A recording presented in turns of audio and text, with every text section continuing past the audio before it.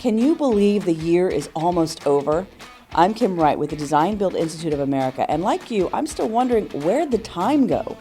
But the great thing about ending a year and ringing in the new is it's also an opportunity to assess what worked, what didn't, what will we do differently next year. Here at DBIA, we're taking a look not only at our organization, but the entire design build industry and planning for the future. So we sat down with DBIA's President and CEO, Lisa Washington, to do some self-assessment and planning. And she's got some great news to announce for design builders to help keep our momentum going in 2019.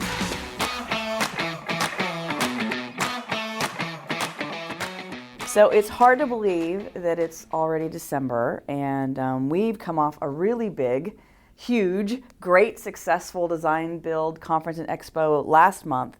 But believe it or not, we're already digging into planning for 2019. Oh my gosh, 2019 and beyond. So we're going to sit down and talk to Lisa Washington, DBIA's Executive Director and CEO, about all of the things that we've got coming up in our future, kind of where we are, where we're going. We did have to kind of trap her in her office, corner her. Where's your coffee? You need coffee for this. It's true. So we're going to start with the highlights for 2018. There's so much to talk about, both for the association and our industry. Where do you think we should start? What's the most important things to talk about? My goodness, Kim, that's a good question. So many good things have happened. But, I think that two new research reports illustrate best how much design build has taken off in the last several years, and it's probably the highlight for us for 2018. The two new research reports continue to show us that design build delivers projects better and faster and with more reliable performance. They have less cost growth and less schedule growth. And this superior performance has really been what has driven the growth in the design build industry. So much so that we have research now to validate that nearly half of all construction dollars will be on design build projects by 2021. And it's always a great thing to have what you know instinctively or what you know anecdotally validated in a real way. From the market perspective, that FMI research really showed that design build is no longer alternative, right? That's correct. It's that showed nearly 50%, which is definitely not an alternative. That makes it mainstream now. So one of the things that was anticipated in that growth, the ongoing growth and the future growth, ultimately getting to nearly half, was we're really seeing spending in a number of sectors really taking off. What were some of those sectors where we're expecting to see particularly high growth? The key sectors where we expect to see growth are in educational facilities, manufacturing, and highway and street spending. That's where the greatest percentage of design build spending will occur, according to the research. And we even saw some of that anecdotally too at our national conference. We had market sector roundtables, and the education was jammed. It was. They were new features of the conference. We had 4 market sector roundtables, and these roundtables were on sectors where we either see growth anecdotally or research has suggested growth. So they were roundtables on educational facilities, federal sector facilities, aviation, and mass transit. I will tell you that they all packed the house, standing room only.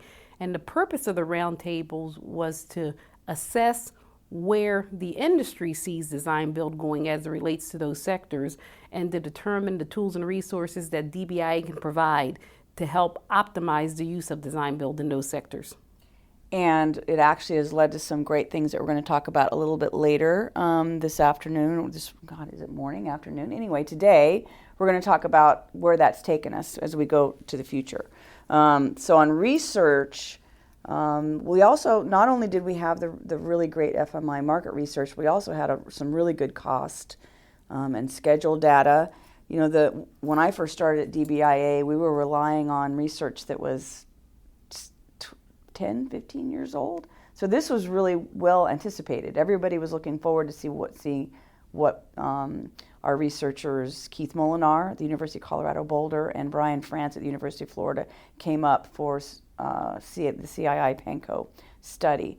What do you think is the highlights for folks that are listening? What do they need to know most about the cost and schedule data?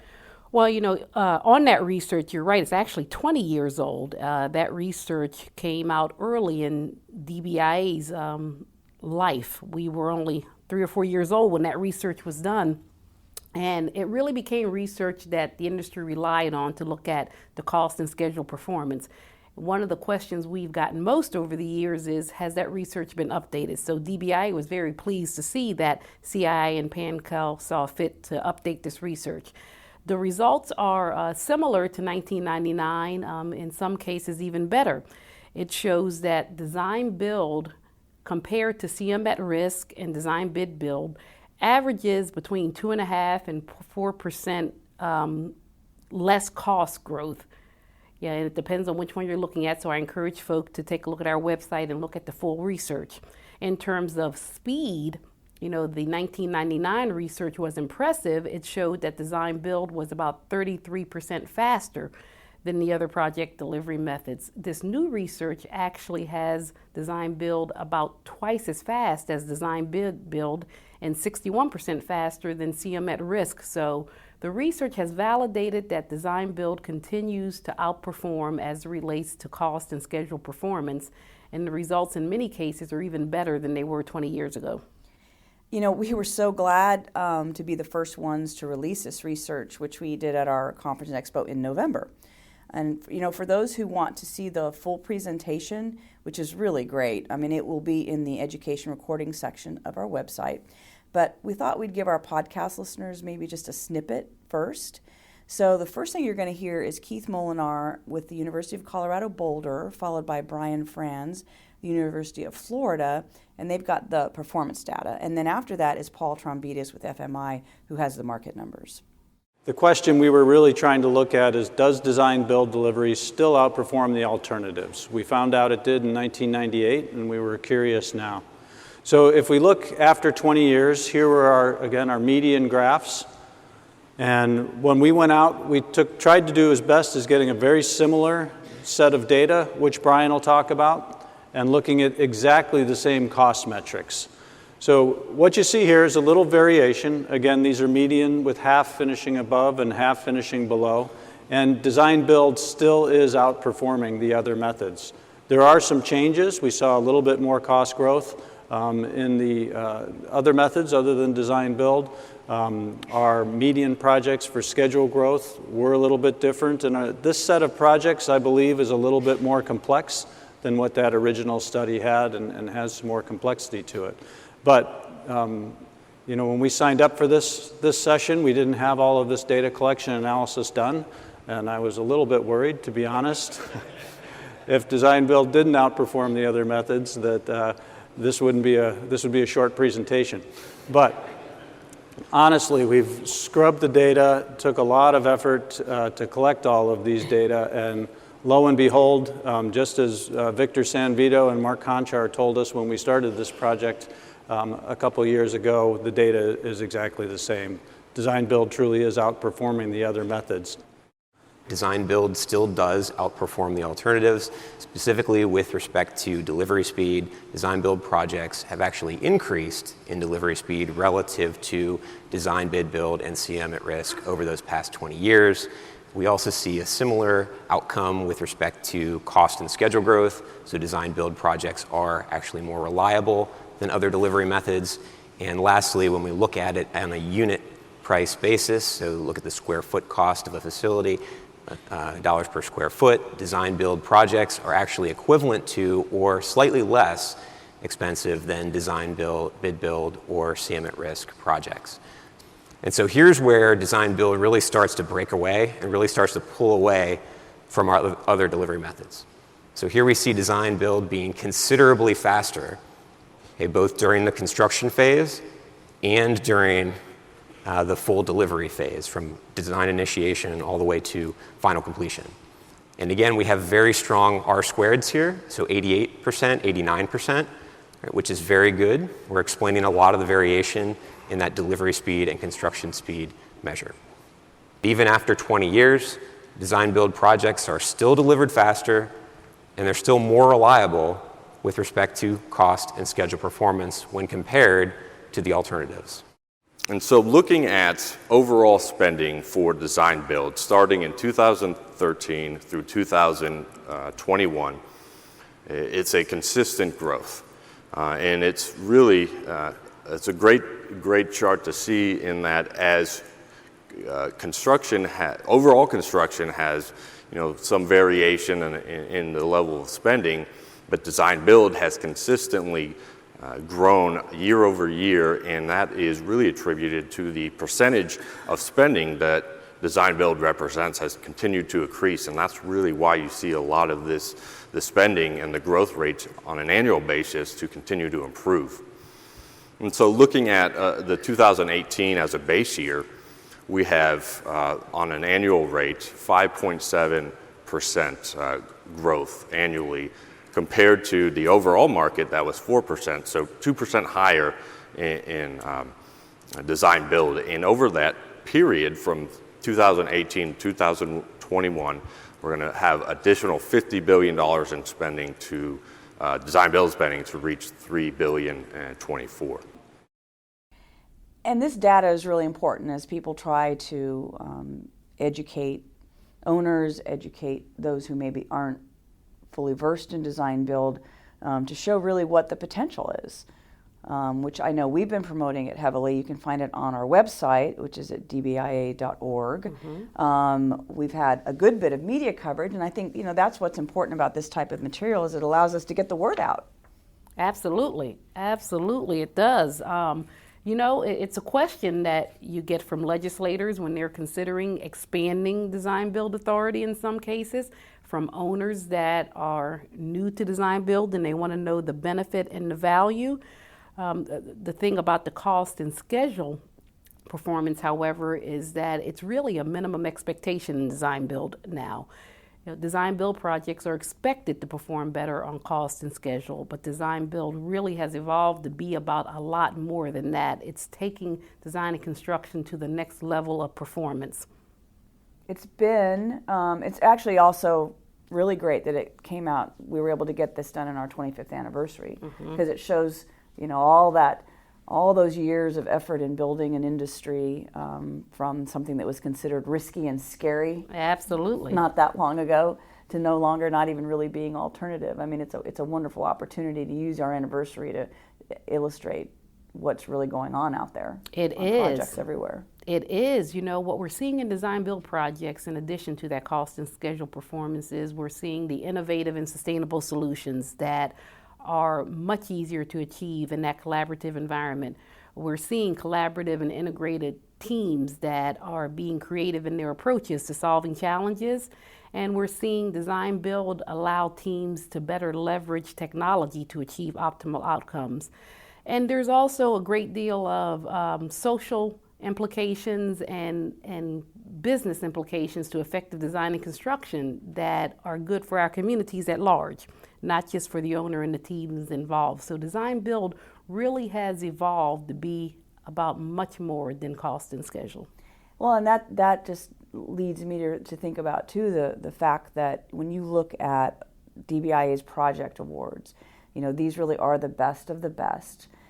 You can see soup to nuts. They run the gamut from big, small, across all sectors, and you see those successes play out in huge ways. I think of the project of the year and the fact that was innovation-driven, huge cost savings. Absolutely.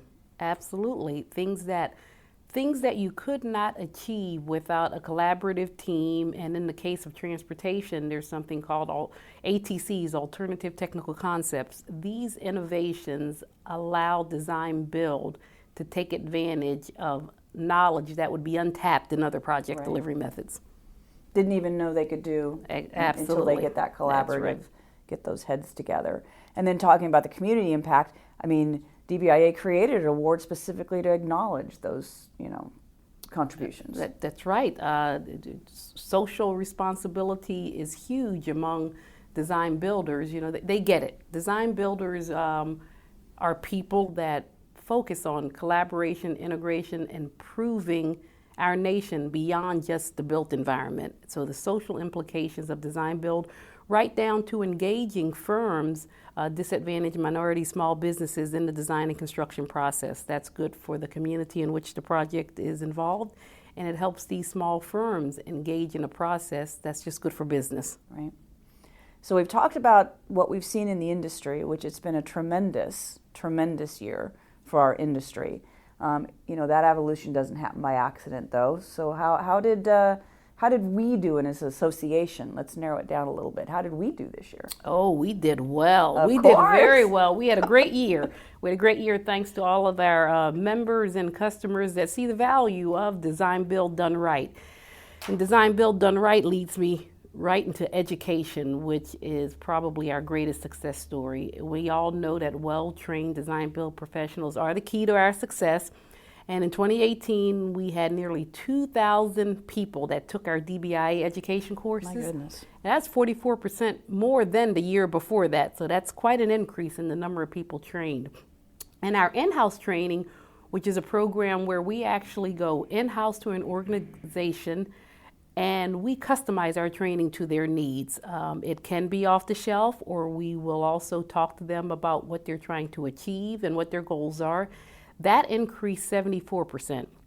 The most exciting news there is that more than half of our in-house training was for owners. So these are owners that have decided they want to utilize design build, but more importantly, they want to utilize it and they want to do it right. Right. So they want to understand the best practices. Understanding the procurement and acquisition process was probably the most popular of our owner-focused training, because you've got to start right. If you don't procure design and construction services properly, you set yourself up for failure. So we are excited to see the growth in the interest of education among owners.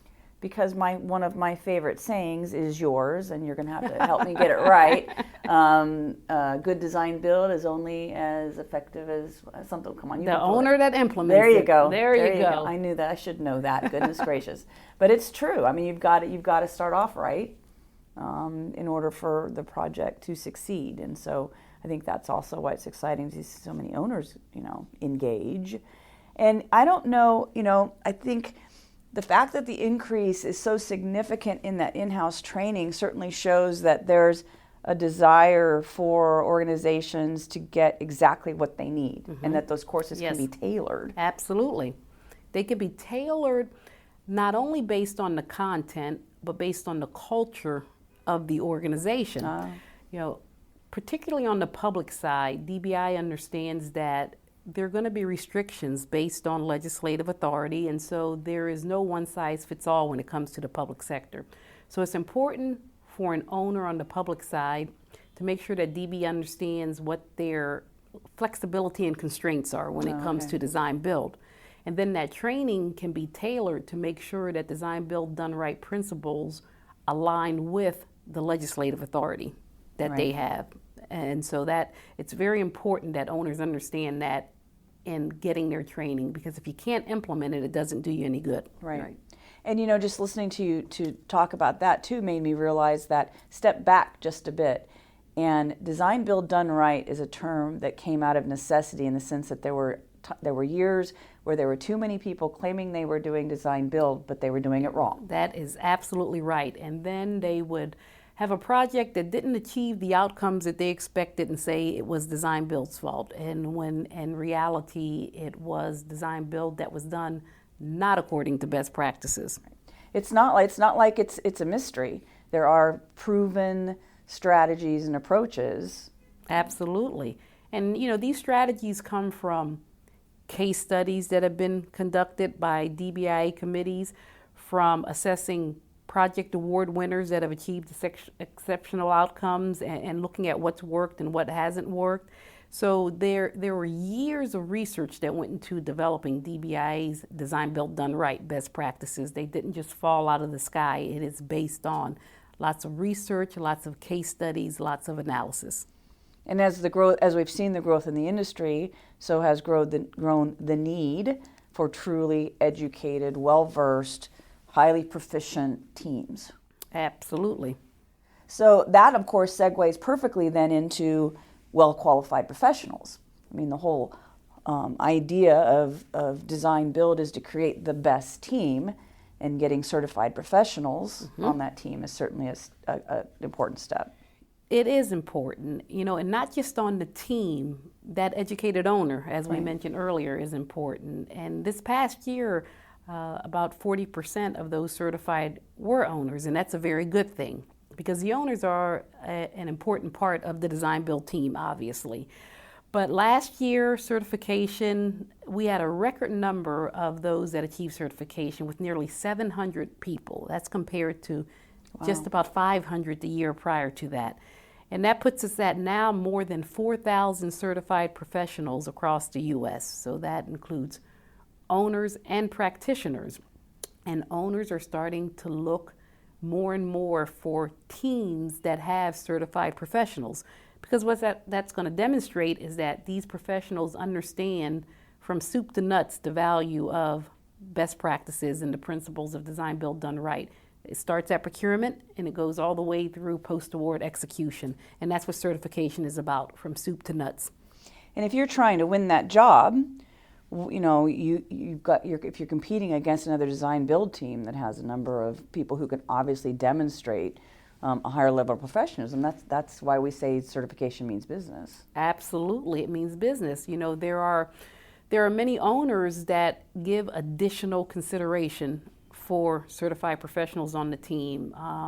There are restrictions for many public agencies as it relates to whether or not they can give points, but they can certainly give additional consideration. Right. And we've seen more and more solicitations that state that they will give additional consideration for teams that have design build professionals. But also, if you look at our award-winning projects, which, as you know, are assessed by a jury of experts that spends days reviewing all aspects of the projects, you'll notice a trend that many award-winning projects have certified professionals as part of the core team. Sure. And so that is data that if we really went back and analyzed, I'm certain there will be a correlation between very successful projects and certified design build professionals. And it's a tangible. I mean, it's not just saying, oh, trust me, I'm a really good design builder. That is absolutely right. I mean, it's a rigorous process. You've got the education, you've got the examination, but you've got to demonstrate the experience. So it is a process that, you can't achieve it overnight. It takes effort, it takes time, but it is worth it. And those that have achieved it have validated that it's worth it. Right. Well, and so much so that DBIA made the choice this year to update the curriculum and update the certification process, which might seem daunting to some people, but what it also shows is a willingness to acknowledge that the process evolves, that there are new things that need to be learned, and you need to stay on the top of your game. Absolutely, and the industry is always evolving. I mean, we've got economic changes, technological changes, workforce development challenges, so DBIA has to stay on the cutting edge of what's happening in the industry so that we can respond to those changes. Design build principles will be modified as those changes take place. And so the DBIA best practices, design, build, done right best practices, are a living document. Right. They will continually evolve to keep pace with the changes in the industry. Which is actually kind of a nice segue to our conferences, because that's an opportunity for people who are increasingly taking advantage of it because our turnouts are so huge, but it's an opportunity to come and get the latest in one kind of one-stop shopping. It is, not only to get the latest, but the networking. Many design builders get most of their knowledge from other design builders. It's information sharing. So in addition to educational content that I might be biased, but I'd say is superior in the industry as it relates to design build, they get to network with other leaders that have similar beliefs, similar knowledge about the value of collaboration and integration, and they learn from each other. Right.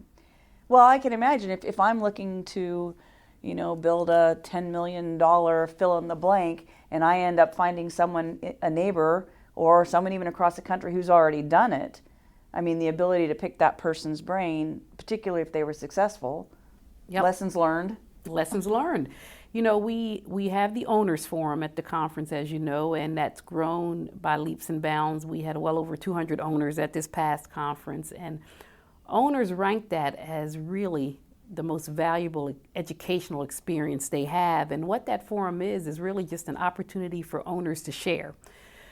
DBIA is unique in that we really do focus on helping the owner make the right project delivery decision. Mm-hmm. So while we are certain of the value of design build done right, we know that it has to be right for an owner. The owner has to have the right culture for design build. So our conference is a great platform for owners to sit down and talk not just about design build, but project delivery challenges in general, and for experienced owners to share with more novice owners, and just for them to learn from each other so that they can make informed decisions. Now, when they make that design build decision, which many do after a conference, then they've got this network of peers that they can continually go back to, because again, learning comes from more than sitting in the classroom. It comes from sharing with each other. Well, and the owners forums have been so popular. You now worked in some practitioners workshops as well to Absolutely. kind of mirror that approach for them. Yeah, design build, we have research to validate the cost and schedule performance. We know that it results in higher quality, but at the end of the day, it's a business, right? Right. So firms are not in this not to make a profit somehow. Design build and DBIA is focused on success for all players, owners and practitioners alike. So as the industry evolves, we have to make sure that industry practitioners also have a chance to talk about the business aspects of design build, fair and equitable risk allocation, issues like how is liability shared among team members in design build, because it's got to be a win-win for everybody for design build to continue to be good for the projects, the owners, and the industry at large. And that's what DBI is all about, success for all. And our conference attendance just continues to grow. People are seeing the value. You get those repeat attenders, and then they bring their friends, and you get new attenders, and that's right. We're seeing that nice steady growth. We are, both in attendance and in the firms that exhibit or sponsor at the conference, because they want to be known as the firms that are knowledgeable and well versed in design build. When those owners are out there putting out solicitations, they see the value, they see the growth, and they want to be on the bus. Sure. Now, we talked really briefly about the market sector roundtables, which was another way to try to just really address the information that our design builders, want to hear from us. Mm-hmm. And the success of those standing room only roundtables and our first foray has led to some changes already for 2019. Yes, they have a couple of important changes. We've had a transportation conference that has, we've had it for 15, 16 years. It's Design, Build, and Transportation Conference. This year, we are making it the Design, Build, and Transportation and Aviation Conference. Several reasons for that. Number one, aviation is an area where we are seeing tremendous growth in the use of design build. And while we may think that aviation is, by virtue of its name, part of transportation, it is transportation, right? Those in the aviation sector may not see it that way, because aviation includes vertical and horizontal building. Right. You have roadways and runways. You have water, wastewater treatment plants. You have buildings hotels that have to house and offices. You have everything. So they are a mix of everything, so may not see them falling as a subset of transportation.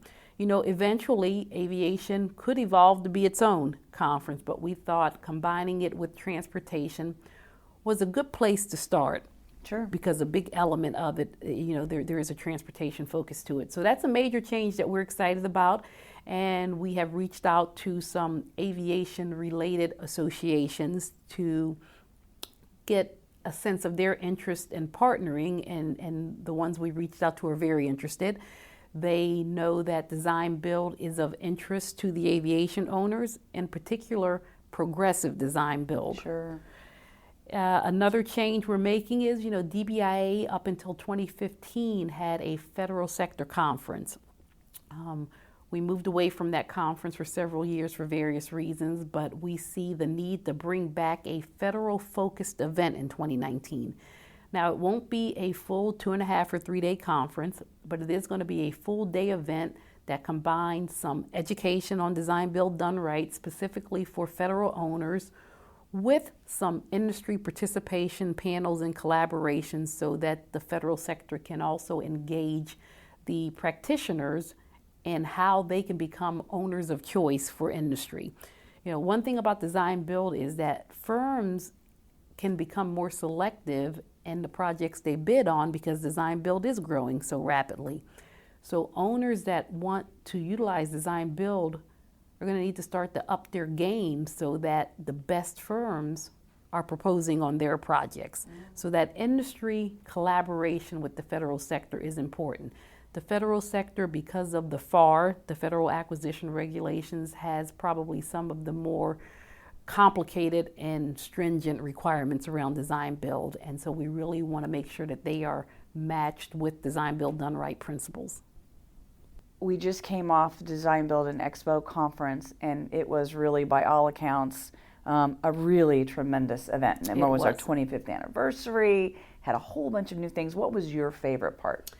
That is an easy question. We had a session with our founding fathers. The founding fathers, as we defined them, were the gentlemen that were on the steering committee that met back in 1993 that really led the way to the creation of DBIA. And these gentlemen, 4 of the 5, joined us in New Orleans. And what an amazing session. It is interesting that the same challenges they saw 25 years ago still exist to some degree today, but we have made a huge amount of progress. The collaboration, integration, legislative authority, all the same topics we talk about today were the things that led them to create this organization as a standalone organization. Some of the resistance we see today is the same resistance they met 25 years ago, which included some industry players that felt their territory may have been imposed upon. But it was very interesting to listen to why the organization was created, to let them be engaged in the growth in the organization, and to see the pride in their face that, number one, they were right. Exactly. Proven right for all to see. Proven right. You know, and that the model they created was right, because there was discussion, if anyone got a hold of the minutes from those early meetings, there was discussion of making this a subsidiary of another organization, such as the American Institute of Architects or the ACEC, but they decided to go as a standalone organization so they could really focus on the mission of advancing design build. And it was just great, not just interacting with them and understanding what they were thinking, but to see the pride in their face at the organization that they created. And the institutional knowledge sitting on that stage at one time was really industry knowledge, not just DBIA institutional knowledge, but industry knowledge over decades. Absolutely. From Preston Haskell to Jim Gray. And I mean, they all have had huge contributions to the industry. They have. And what they proved was there are some core elements of design build, some fundamental principles that have not changed in 25 years, and I don't think it will ever change. And that is collaboration and integration are important. Trust is important. Practitioners have to make an assessment of whether or not they want to bid on a project based on whether or not the owner has embraced design build done right principles. It was very validating to hear those things from folk that started the process 25 years ago. It helped me know that DBIA is on the right track and we're making a difference in the industry. So that was very easy. That was my favorite part of the conference by far. So 2018 was a terrific year. I mean, you got to look back and just pat yourself on the back and you too. And pat us all on the back and right. say, what a terrific year. Now we just need to do it again, plus some. Absolutely. So how do we do that? What do we need to do at DBIA and for the industry in the short term? Let's say, since we've been working on our strategic plan a few years. Right. What are we going to do over the next few years to keep this going? Well, this may seem like a cliche, but it's branding and messaging.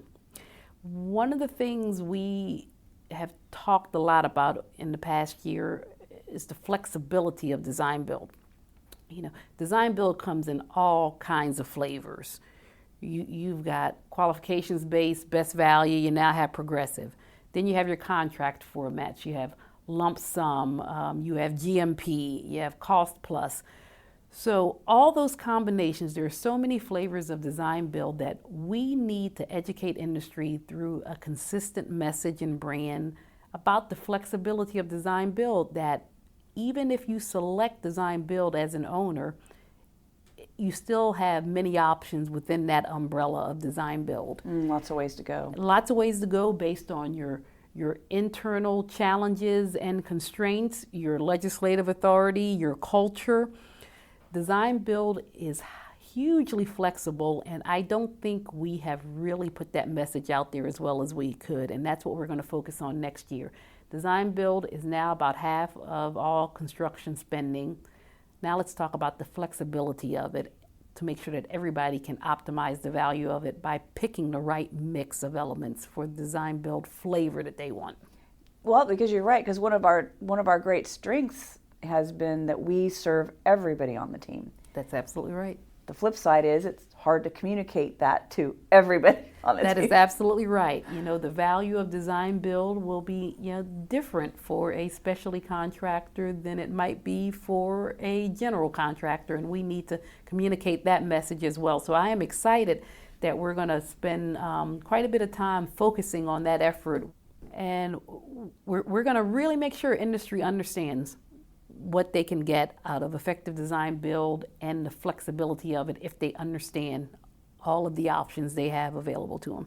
So nothing but great things for our industry and nothing but great things for DBIA. That is right. So says Lisa Washington.